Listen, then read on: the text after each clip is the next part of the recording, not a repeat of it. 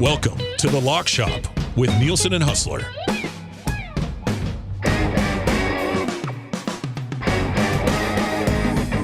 All right, it's 11:01. Welcome to The Lock Shop.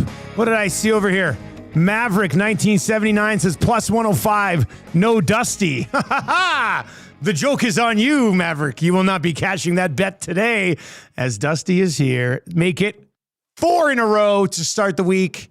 One more left, and that'll be a 5 Lock Shop week, which I think probably hasn't happened in quite some time.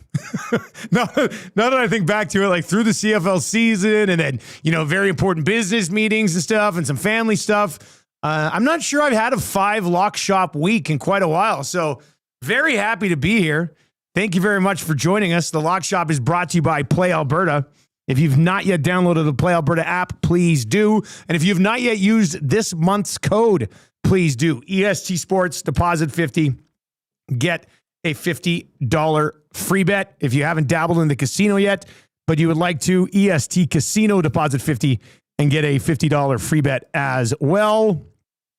I did get the Leon Draisaitl goal tonight boosted.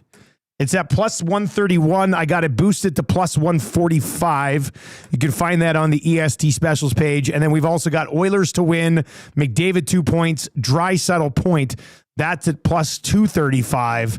It would be nice if he scores tonight, covers the goal on the one play, and covers the point on the other parlay as well. So that's nice. I was almost late today because Dave Jamieson was in the house. And anytime Dave Jamieson pops by, it's exciting. Dave brought by some chips and some cookies and some treats. Trev, they're in the kitchen. If you want to go check them out. I almost said, hey, Maddie, do the Lock Shop. I'm going to hang out with JMO, but that would not have been good when I'm trying to do a complete week of the show. So you can text us anytime, 780-218-9999, 780-218-9999. We got NHL action to recap last night. I know Winnipeg Sports Talk had a party with a bunch of people who made it through the weather, so we're going to get into that as well. We'll set up the NHL slate tonight. Oilers are in Boston, and a huge Thursday nighter between the Rams and the Seahawks. We will get to that as well. Lock Shop brought to you by Play Alberta. Let's bring in Huss from Winnipeg Sports Talk. Huss, looked like the party actually happened last night, eh? It blew me away, man. It blew me away. I thought that we were absolutely screwed, like potentially having to just straight up cancel it. Which would have sucked. Yeah, definitely. And listen, we were missing a few folks. I mean, anybody basically that was coming in from outside of the city, Steinbach or Selkirk, Morden, some of those areas. We've got some very loyal listeners out there. That was a no-go. I mean, the highways were closed. But inside the city, I mean, whatever we had, it started out by you guys. I mean, we were getting freezing rain. Then we were getting ice pellets and sleet. And then we got, 15, 20 centimeters of snow in the midst of blizzard winds. So it was brutal. Like, I can't remember a full citywide shutdown day like this in forever, to be honest. Citywide shutdown day. Holy smokes. Every school is closed. Not even like buses are closed. The schools are closed. The schools are closed. And then on top of that, I mean, I was texting with one of my buddies that works at the Jets downtown. They're closed today. Now, that might be because no one wants to come to work and talk about losing to St. Louis from nothing. But we'll see. But yeah, no, it was awesome. We filled the place and, gave some stuff away. And I mean, as I said, despite getting served up a lump of coal from both the Jets and Mother Nature, we had a great time last night. So shout out to everyone that came out. Actually, funny aside on that, Dusty, very loyal listener of ours and yours. Okay. Jet Oil Tom was there. Okay. And Jet Oil Tom, just an absolute mensch, was having a great conversation. And he pulls me aside. He goes, Huss, I just want to tell you, I think of all the content that is out there, and there's so much great stuff. There's nothing I love more than just you and Dusty chopping it up. Oh, come on. Shop. And I'm like, that's awesome, Tom. He goes, and that's why I get so sometimes physically angry when he's not there on the show. He's just like kicking the garbage can at work and shit. He's like, where the hell is Nielson? So I'm glad you made it in today. And how's Jameson doing? He's doing great, man. He's going to be in. So I'm running out what could be an all-time lineup when I'm back. So tomorrow will be my last day. Then I'm back on the 29th, 30th, 31st. And on the 29th on the Nielsen show, because Eric's off those 3 days. On the 29th, my dad is going to co-host with me, which will be fun. On. Yeah, my old man's going to be with me on the 29th. Then Will Fraser on the 30th. And then Dave Jameson on the 31st. And JMO and I haven't done a show together in like 4 years. Like the last season, he's never filled in for Eric when I was here. So JMO and I haven't done a show together since back like probably a year before 1260 closed down or even more. So it's, very excited. I'm very excited for that week of shows. It's going to be good. I got to tell you, obviously being out of the market, but listening to your guys' show and what we were doing on our station here, I thought Dave Jameson was just a legend. I mean, they've got a lot of guys that are yucking it up like us and having fun and, doing it. I mean, he was a guy that, would often make you smarter listening to him. And obviously a bit of a legend. So that's a great get. So it should be good. So no Spengler. No Spengler, man. I'm sticking around at home. No Spengler last year. I don't know if I brought you up to speed on why I'm not doing the Spengler anymore. There's a couple of reasons, my own choosing, but it's nice being home with my family, man. I absolutely love it. You. Those years before where the kids were really young. I mean, was. I mean, I don't have kids or whatever, but I felt terrible just knowing that you were. It was a great opportunity to go and do it, and it looked like an unbelievable week. It's incredible. Like, if the Spengler was from January 1st to January 10th, I'd probably still be doing it. It's just that's tough at that time of year with younger kids. I mean, I go back at some point. Maybe it's hockey heaven. I said it when I was over there for the 4 or 5 years I did it. Like it's phenomenal. It could have asked for more. Like it's if you can have a chance to go to the Spain, I would have loved to have been there. Like even for one day as just a fan, because the party's insane. The rink is like nothing you've ever seen. The passion that European hockey fans have for their teams are just insane. Like the stand, it's like a soccer vibe in the stands. It's so awesome, man. It's so awesome. I love it. It's great. But I mean, I get it. Staying at home. I mean, your kids are now at the age where this is a real special time of year. We're right in the wheelhouse right now. Like I did ask the guy who kind of the Spengler Cup rights aren't owned by TSN. They're owned by another guy who kind of puts it onto TSN, and he's the guy who hired me. And one year I did ask him, I was like, you know what? I think I'd like to do it, but can you give me a little bit more money and then I'll bring my family? And he's like, yeah, that's not going to happen. There's no more money. And I was just like, and then I looked at the prices of bringing 3 people to Switzerland for 10 days at Christmas time. And I basically would have been taking a loss to do the tournament. Last year was probably my favorite Christmas I've had in my entire life since I was a little kid. And this Christmas is going to be a lot of fun and relaxing. And you know what? Last year I thought, because Tammy's always been super supportive of it. And she's like, are you sure you don't want to go? And I said, yeah. And then I thought the first time I turn it on TV, I'm going to know. Like, I'm either going to be angry that I'm not calling it or I'm going to be okay with it. And then I'll know I made the right decision. And I turned on the Spengler last year at Christmas time to watch it. And I didn't have any like emotions of like, oh, I can't believe I'm not there. So at that point, I kind of knew that I probably made the right decision. But the Spengler there's Jet Oil Tom in the chat. It's bucket list thing. I'm not kidding, man. The Spengler would be a bucket list thing. Fly into Zurich. You take a 2-hour train ride through the mountains up to snowy Davos, get a place up there, stay for a few days. And I bump into Canadians there every year who I've always wanted to do this and we're doing it and it's incredible. So yeah, it's worth the trip, man. No doubt about it.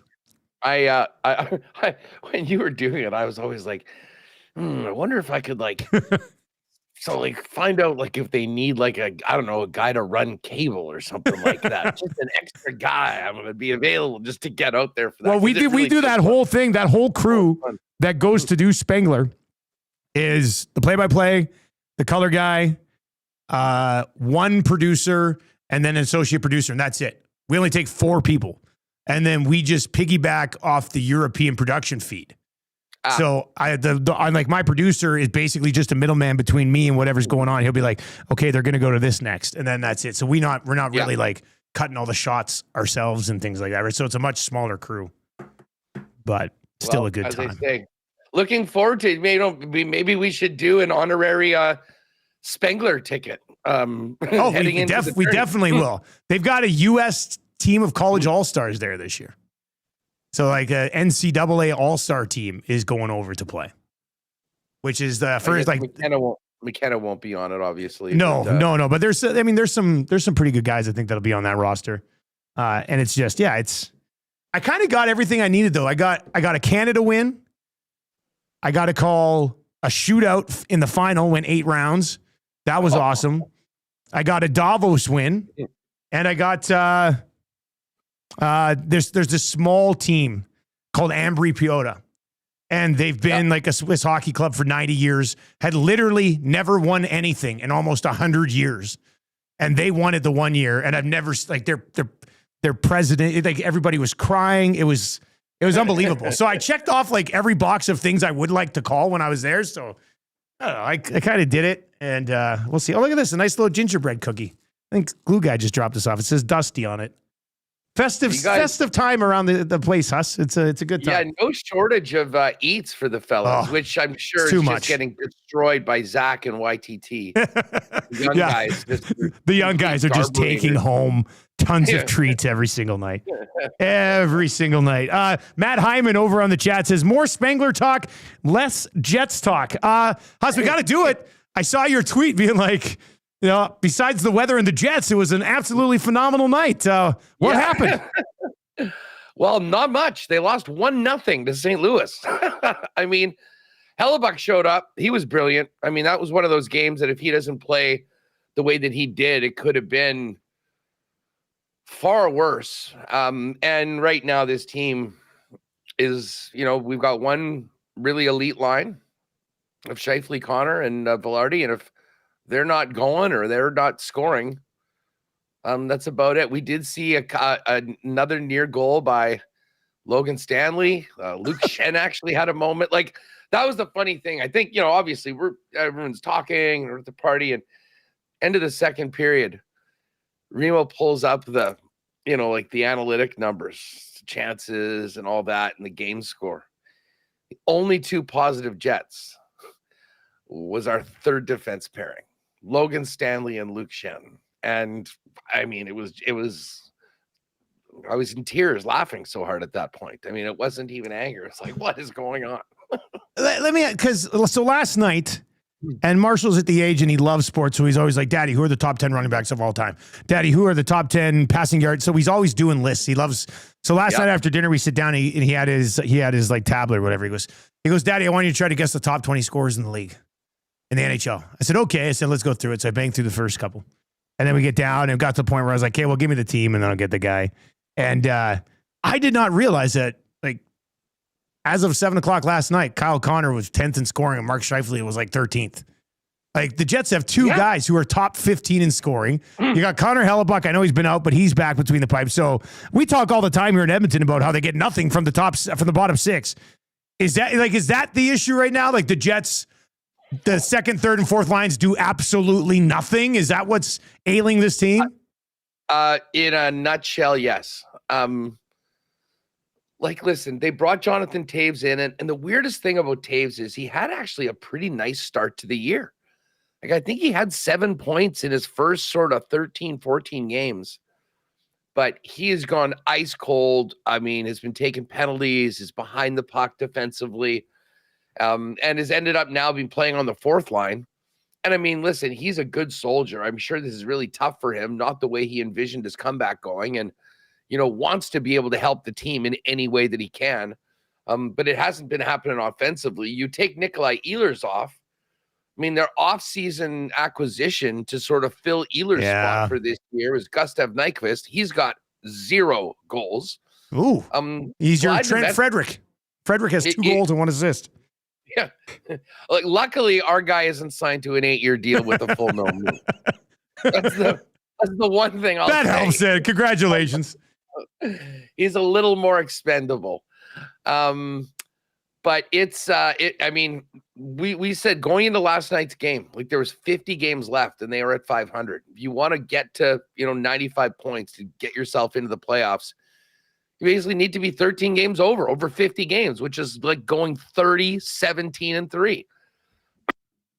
There's a real chance that we get to New Year's and we're basically talking about, hey, hopefully Scheifele's on the Olympic team and Connor will be there. We'll watch that. And now they're we're not too far off from next year territory. And that the only reason they're not is that bottom wild card, that group of teams outside of the 7 that the Oilers are now in, has just been so mid that you could go, win 7 of 8 and be right there. But it ain't happening right now. And they got the Avs tomorrow night. Yeah, that's probably an Avs puck line play, everybody. Just so you know. So what is there an outcry like we would see here in Edmonton of why doesn't Chevy make a trade? What's going on? Go get somebody. Who are the targets that people are saying go find? How do you fix this thing? There's some people that say that, but there's no targets. There's no because realistically, you want to you think the NHL teams are just sitting around here. Yeah, we got a second line center. Well, 29 to 30 of the teams are still in the mix. Exactly. It's tough.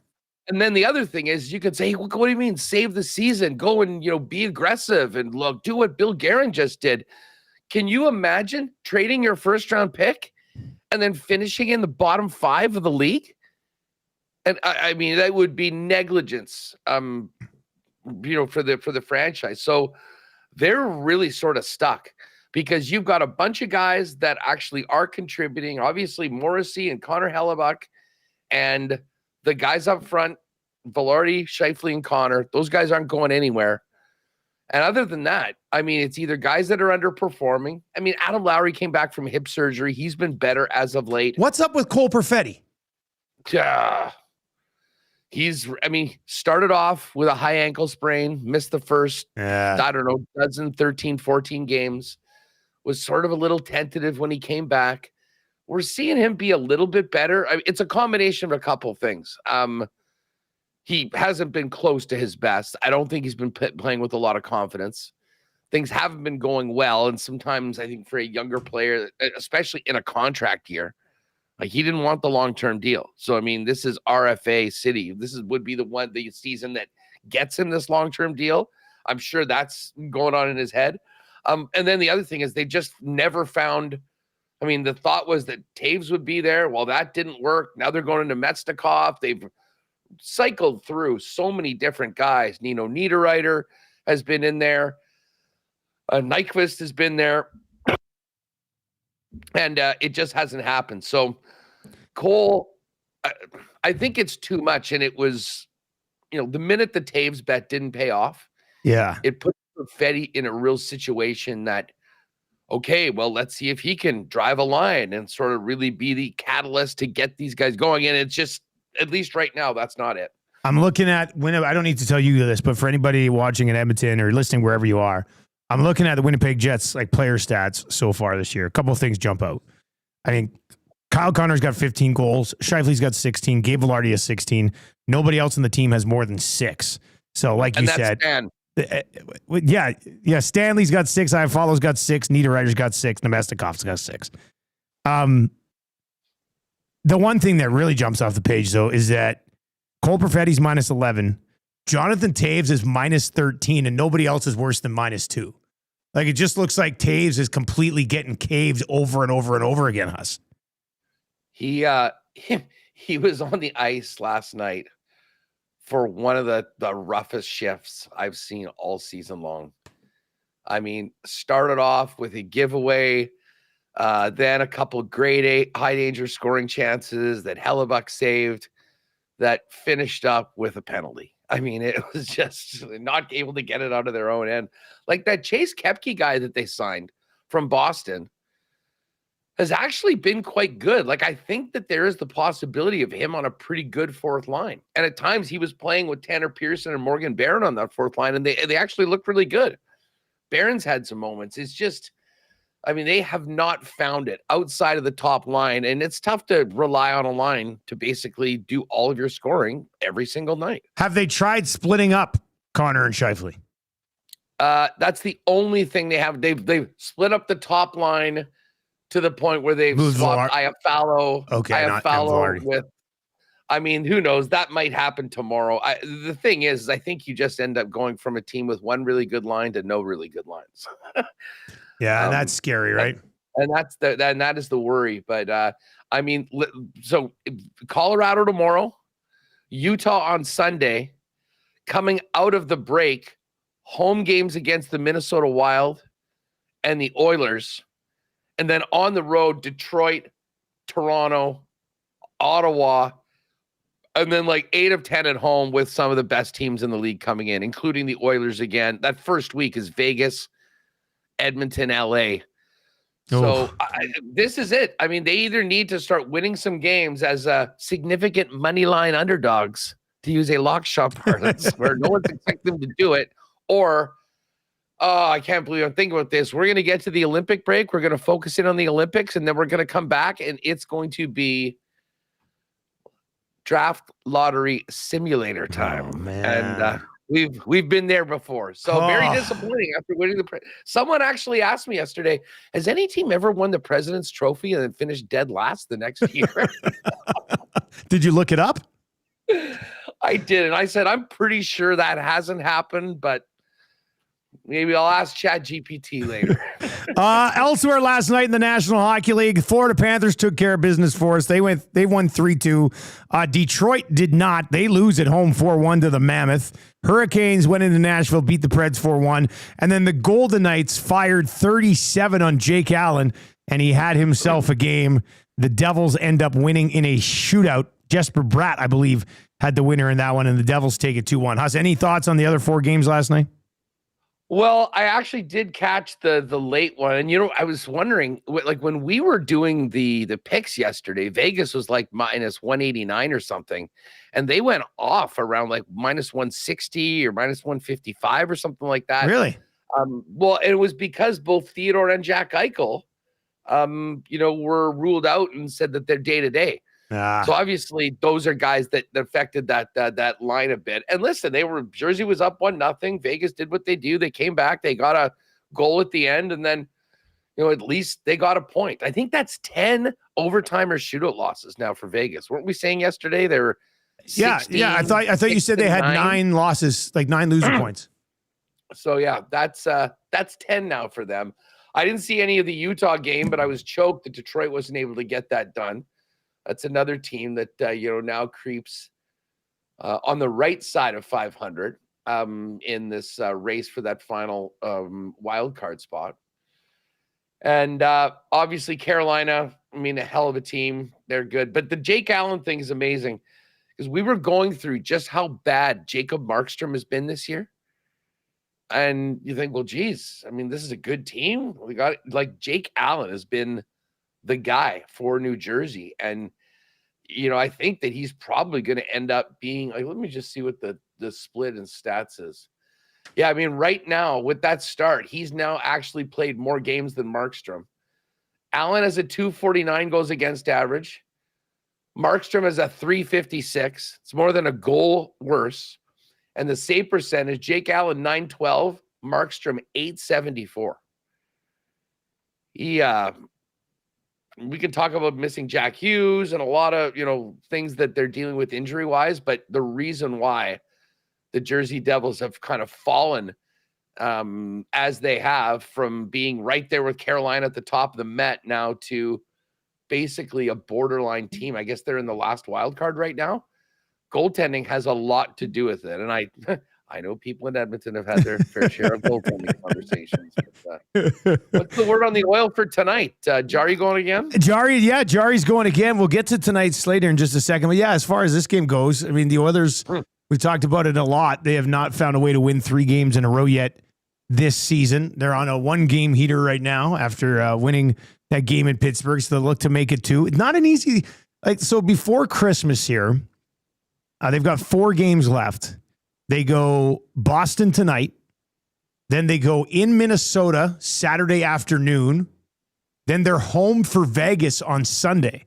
So they come off a 5-game road trip, and the first day home, they're playing again. There's no day off once they get home. They're playing Vegas, and then they have a day off, and then they get Calgary on the 23rd before wrapping up. So pretty important 8 points. We talked about it yesterday, Huss, that if they're going to try to track down top spot in the division for the first time in 38 years, they're going to have to take these games against Vegas. So that's a big game against Vegas.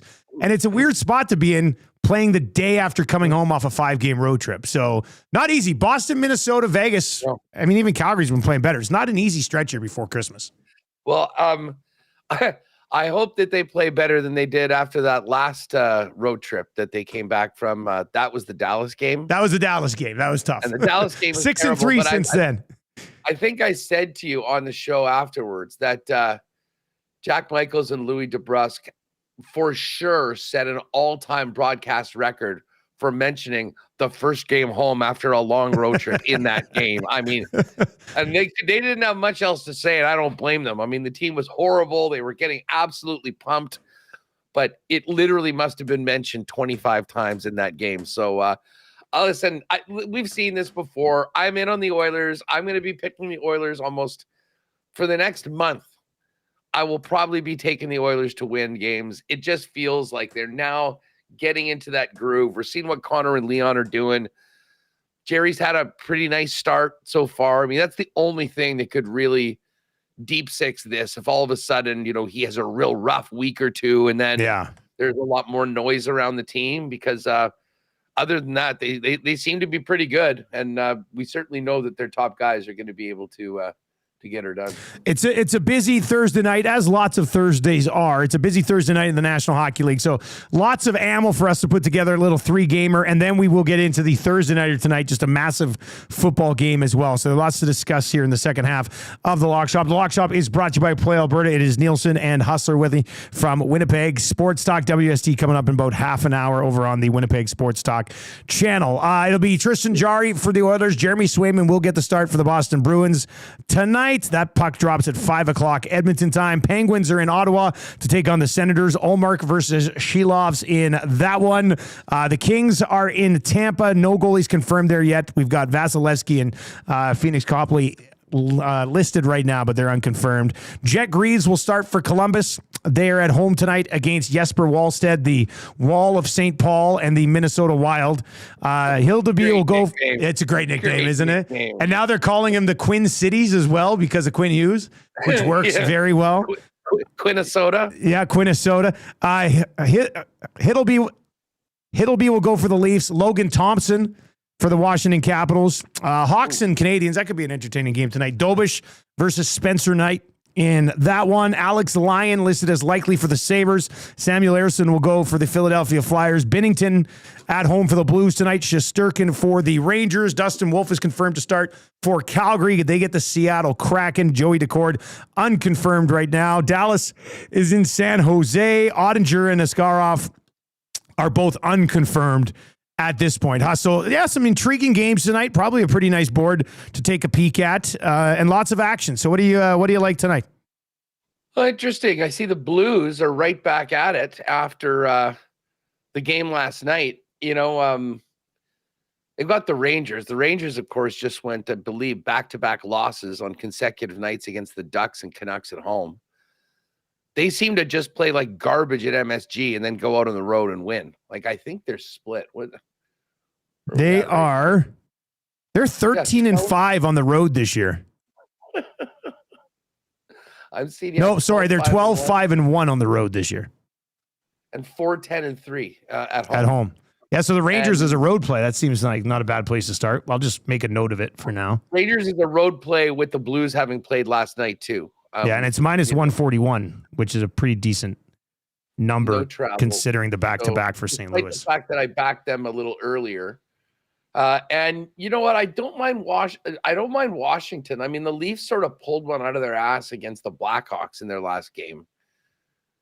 I mean, the Caps have been really, really good, but they've just hit the skids a little bit. I mean, they've lost they lost to the Jets on the weekend, then they lost to the Wild. And that was on Tuesday. So now back home. Again, it was only a 2-game road trip. Yeah, that's different than being gone for 2 weeks, right? Yeah. So I still think I mean, put it this way. I think I sort of like Washington in that game. As far as teams that might be able to pull, but who do we like that maybe has a little plus on them? Hard not to like the Wild, the way they're playing right now. Yeah, and they're only minus 118. Yeah. So, I mean, Columbus is a feisty team, but I certainly think that Minnesota's probably the play. So those right away, I'm trying to think, what do we think the most likely team, like can the Kraken beat the Flames? Did you see it, the Kraken, by the way? They lost their 9th of 10. And then they went and did the press conference afterwards, and they would only take questions from the team reporter. Like, really? Yeah. I saw something pop up on Twitter about that, but I saw it mentioned, but I never clicked on it to see what exactly was going on. Yeah, Awful Announcing did a little piece on it. So what about this Philly Buffalo? Well, that's what I was wondering. I'm a sucker for the Sabres here. Philly is, I mean, listen, Buffalo's won 3 in a row. Okay, this is the first game back after the long road trip. Oh, yeah. This is it. That's 6 games on the road, first game back. West Coast, when was the Kraken game? It was the 14th, so they've had 3 days off. This will be like the 4th day since they last played. And their GM got fired. True. Yarmo. It's Yarmo time in There's Buffalo. a Yarmo bump here in Buffalo tonight, you think? I mean, 3 days off, change of GM. I don't hate that. What's their number? Minus 149. which is a pretty big number, basically. I mean, what's Philly been doing lately? Like, they seem to have always been. I think Philly's been kind of man lately.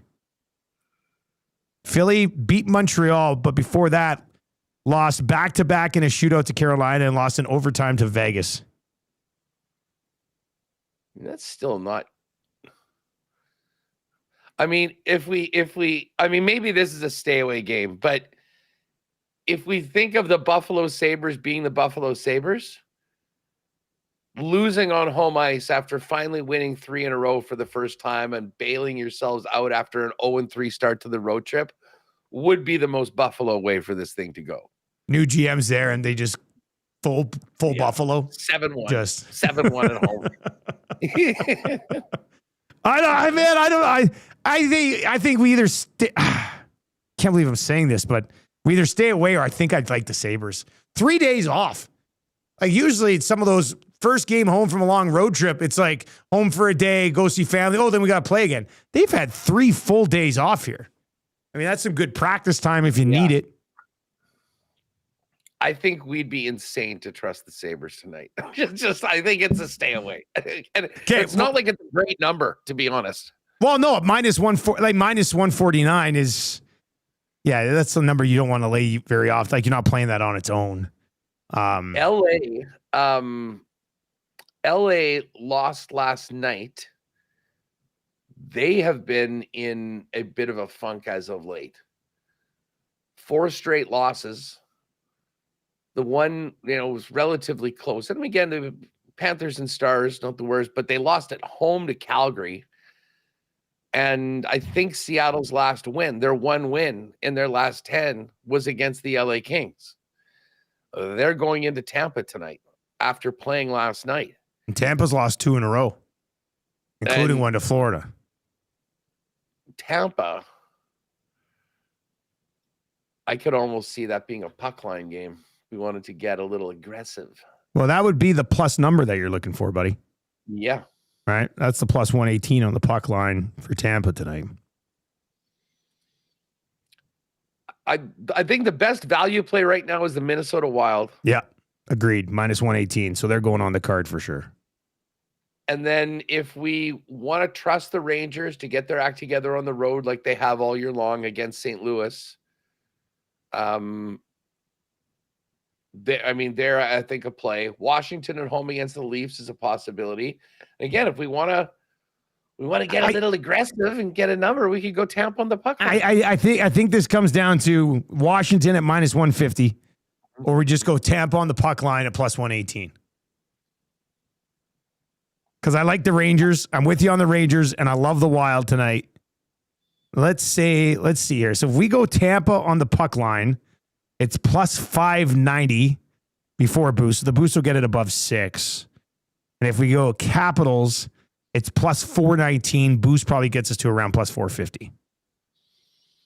Hey, we got some Christmas presents to pay for. That's true. Well, let's go Tampa. Tampa on the puck line. Tampa on the puck line. So Rangers money line, Wild money line, Tampa on the puck line. I will send that. I will send that one over. We'll get it up. Hopefully, be up by the end of the show here. And a big NFL game tonight, Huss. Rams Seahawks. If you would have told me at the beginning of the year that I'd actually be very excited for a Rams Seahawks Thursday night, I was let's see how it goes. But this is one of the best primetime matchups we've had all season, buddy. Game. I mean, I think we're basically talking about at least by record, the game of the year. I mean, if you go just to the league standings, the Broncos are 12-2, and then you got the Rams and Seahawks tied at 11-3. The winner of this match of this game will have the 1 seed. I mean, it's basically for the 1 seed because these are the top 2 Super Bowl odds betting favorites right now. Yeah. Rams are plus 360. Seahawks are plus 715. They're 1 and 2. This game will determine it. Because let's face it, whoever wins this game is going to, in all likelihood, have the tiebreaker head to head. What is the tiebreaker again? Like within the division, it's division. But then I guess they go conference. Bottom line is they'll have a 1-game lead with 2 games remaining on the schedule. And again, this is now in the world of 7 teams in the playoffs. So the 1 seed is so massive. Like to have that bye, and to not have to play, like the stakes in this game are huge. Now, is it still a pick 'em basically? I saw this morning it had moved to 2 points. And moving towards the Seahawks, huh? Well, now it's back to 1. It had moved towards the Seahawks. It was -2. Devontae Adams is out tonight, right? Yeah.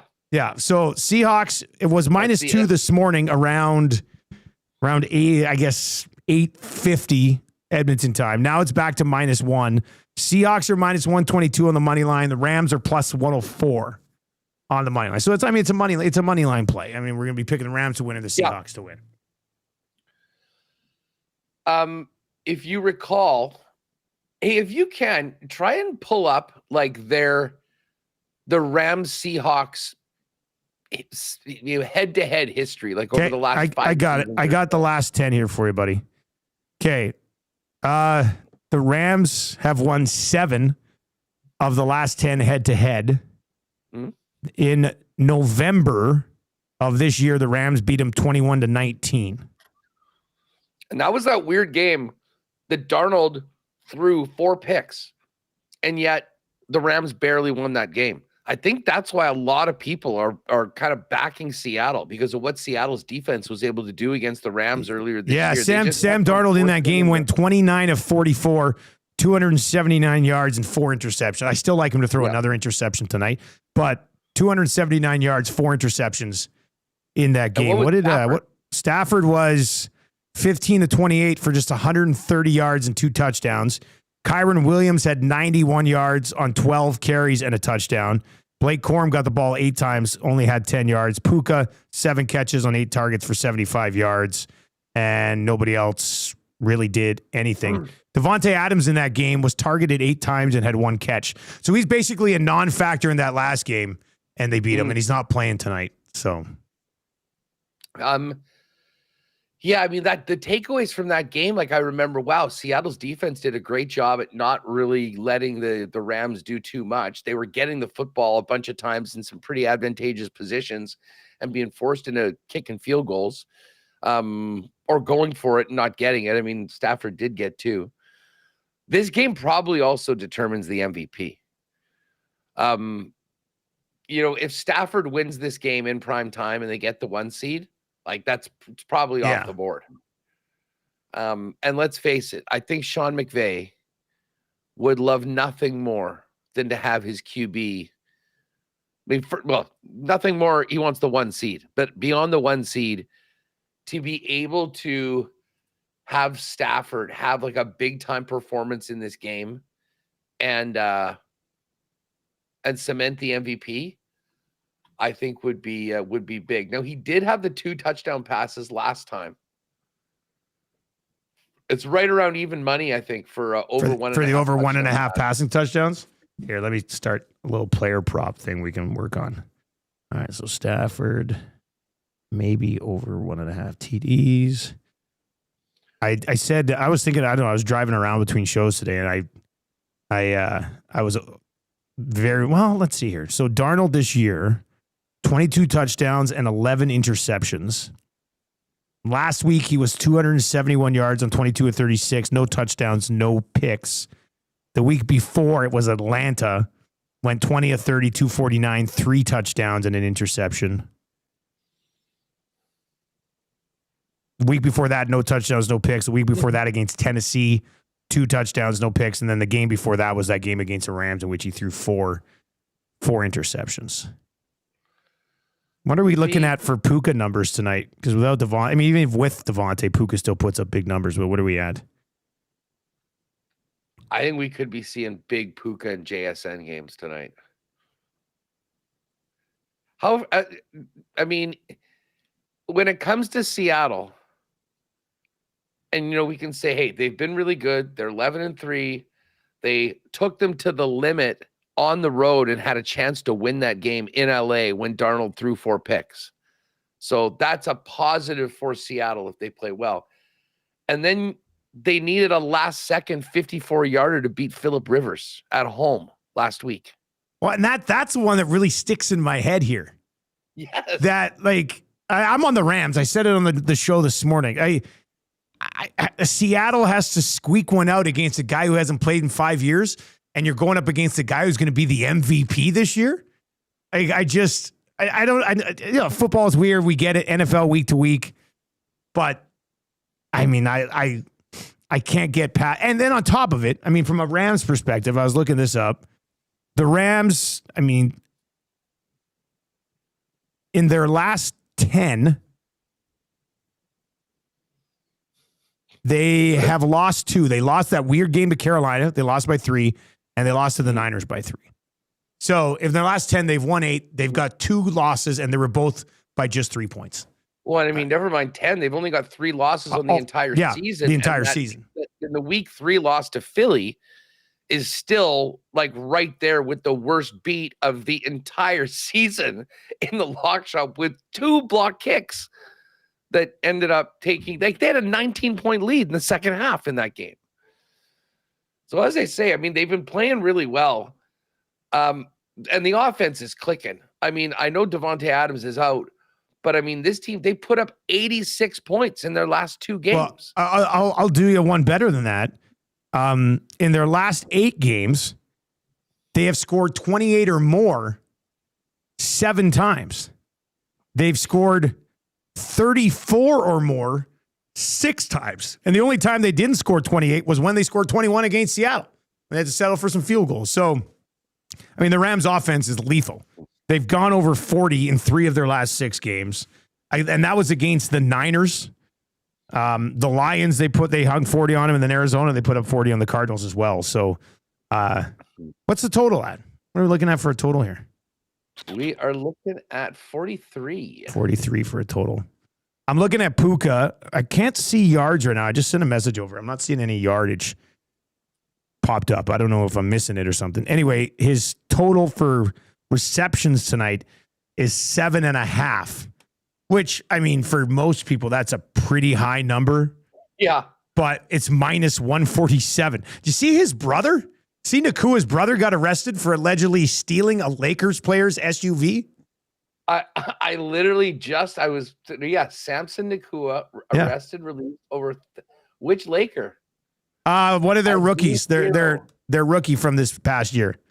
Trey Rose and Samson Nakua, also 27, and the brother of the Pro Bowl wide receiver. It's been quite a week for the Nakua family because I don't know if you saw Puka was supposed to go on with Aiden Ross, who's a big time influencer podcaster. Okay. Very, I'm not familiar. How can I put this?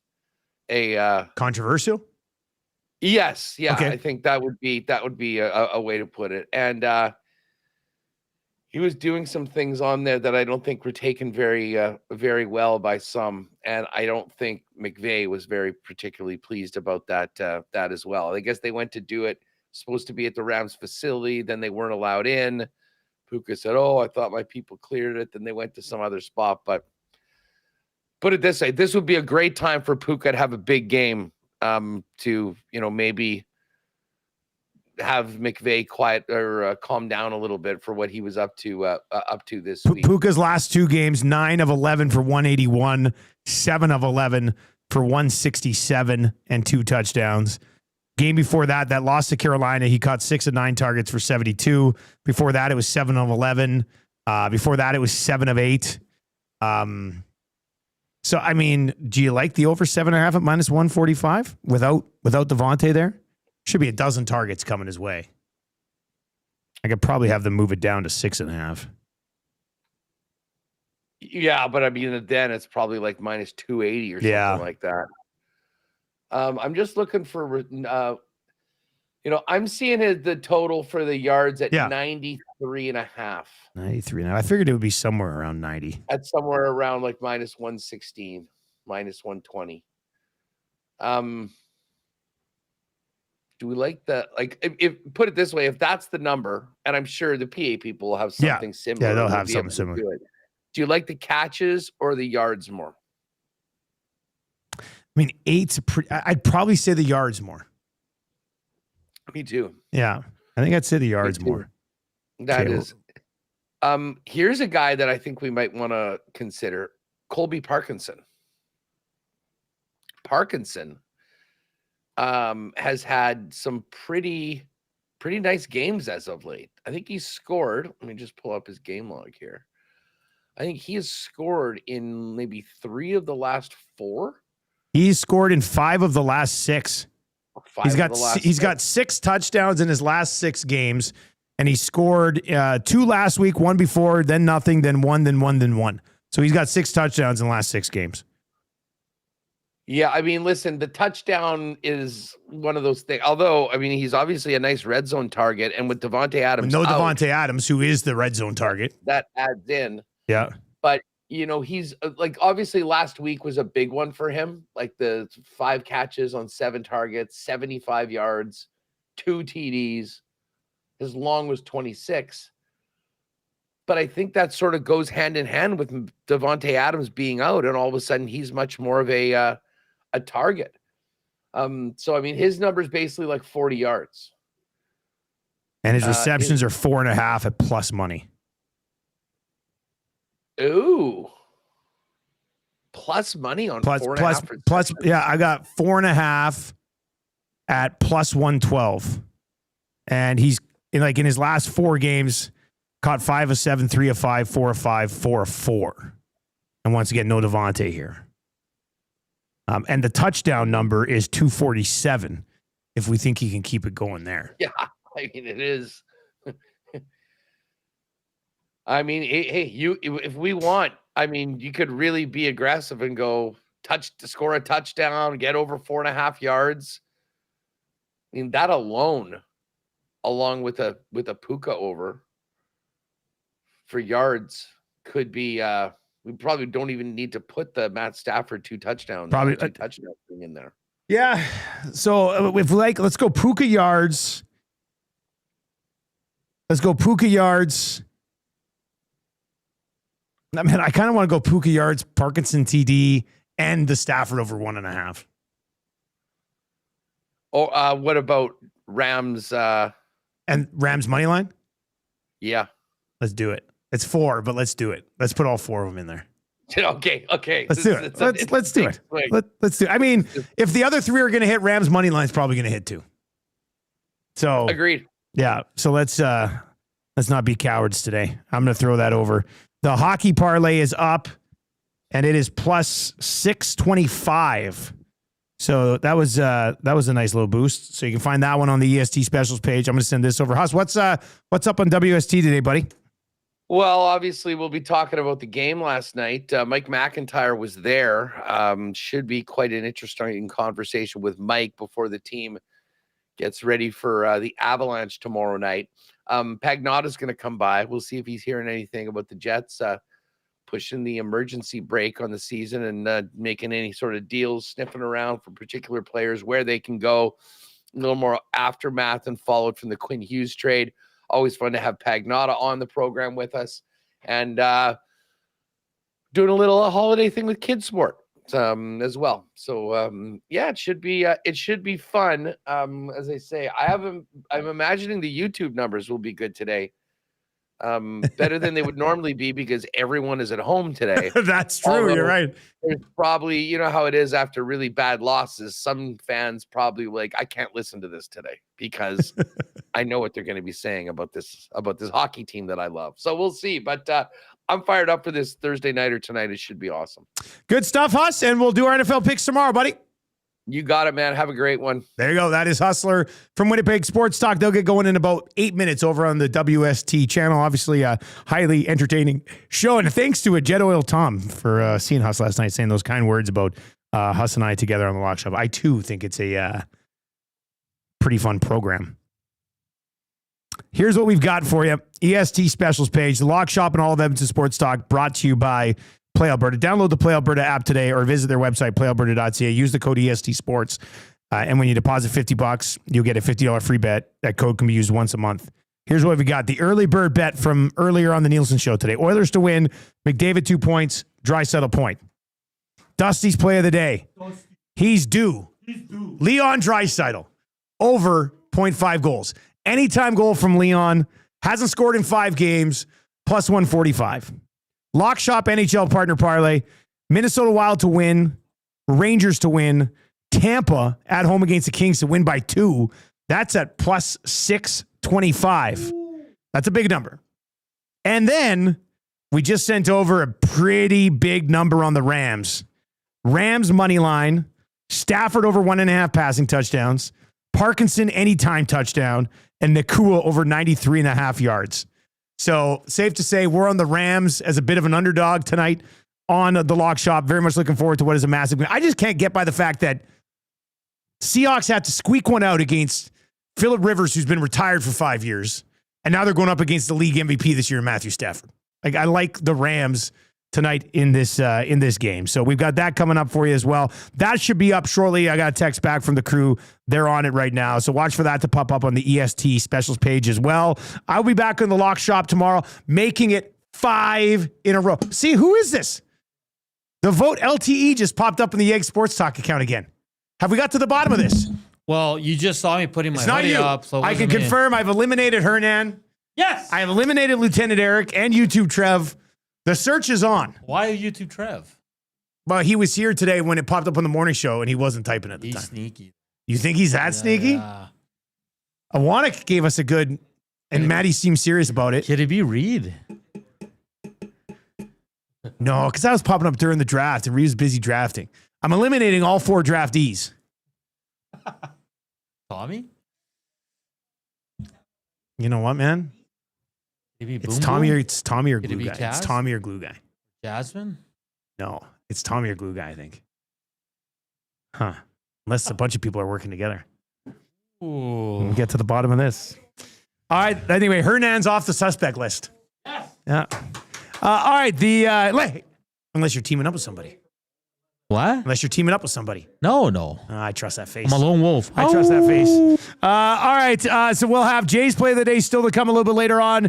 And the Screw It, Let's Do It for the boys from EST Afternoons. That'll be popping up on the EST specials page over at Play Alberta as well. 2 guys in the goalie with myself, Cass, and Gager on the way next here on Edmonton Sports Talk on TuneIn, on iHeart, at EdmontonSportsTalk.com and over on YouTube. Turn on autoplay on YouTube. That'll take you right over to 2 guys and a goalie. That'll do it for the Lock Shop today. Thank you very much for joining us.